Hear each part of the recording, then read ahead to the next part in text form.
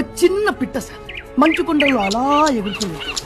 చలికి తట్టుకోలేక పాపం మన కింద పడింది. చలికి ఊ అని వణుకుతుంది సార్. అంత చలిలో పక్క నుంచి వెళ్తున్న గేదె ఇంత పేడ దాని మీద వేసింది సార్. చపాక్ అసలే చలి, ఈ పేడేంట్రా భగవంతుడా అని పిట్ట బాధపడింది సార్.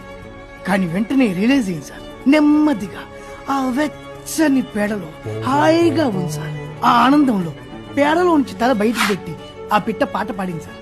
లలలా లలలా లలలా లా.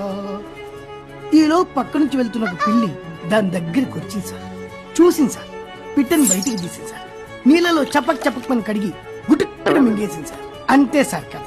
మోరల్ ఆఫ్ ది స్టోరీ ఏంటంటే, రూల్ నెంబర్ 1, మనల్ని బురదలోకి నెట్టిన వాడిని శత్రువు అనుకోకూడదు. రూల్ నెంబర్ 2, మనల్ని బురదలోంచి తీసిన వాడిని మిత్రుడు అనుకోకూడదు. వాడు ఎందుకు తీశాడో ఏంటో.